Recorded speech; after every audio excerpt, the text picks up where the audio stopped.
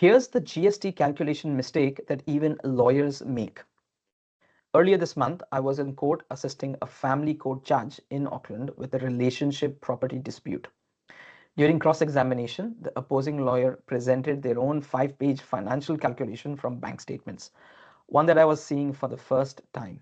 As I scanned the numbers, something immediately felt off. And sure enough, buried within the numbers was a basic mistake in how GST was calculated. What was the problem? The opposing lawyer had simply applied 15% to the bank transaction total to calculate GST. But here's the issue. The bank transaction amount already included GST, which meant their entire argument was built on incorrect numbers. Let's break it down. Imagine that as a business, you receive $100 in your bank account from a customer, and that amount already includes GST. A common mistake is to simply take 15% off the $100 and assume that the GST portion is $15.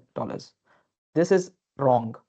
If $100 is GST inclusive, it means the full amount already contains the 15% GST component. To correctly calculate the GST portion, you need to use the right formula. The correct formula is divide the total by 1.15 to determine the GST exclusive amount. So $100 divided by 1.15 equals to $86.96. So the GST amount is actually $13.04, not $15. This mistake happens more often than you'd think, even in court.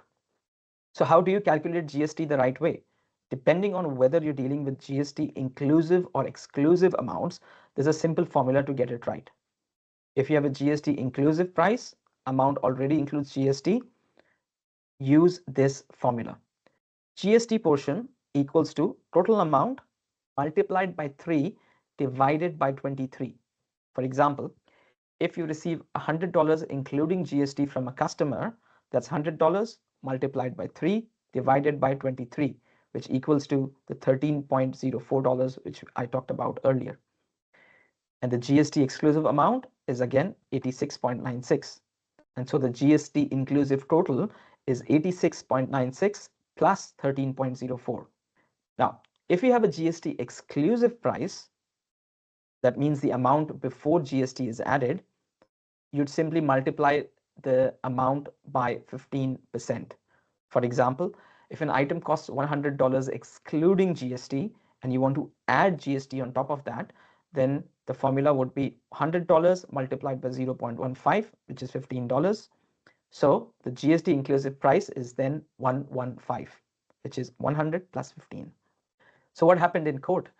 It took an entire day before the judge acknowledged that my calculation was correct. Honestly, I was a bit surprised. Most accountants know this formula by heart, so I assumed it was common knowledge. But this case was a reminder that even experienced professionals, lawyers, judges, business owners can get it wrong. And when you're dealing with financial disputes, getting it wrong can have serious consequences. So GST calculations can trip up anyone, whether you're an accountant, a business owner, or even a lawyer in court. But if you know the right formulas, it doesn't have to be complicated. Have you ever spotted an accounting or GST mistake that made you do a double take, or seen a similar mix-up in business? I'd love to hear your thoughts. Please feel free to share in the comments below.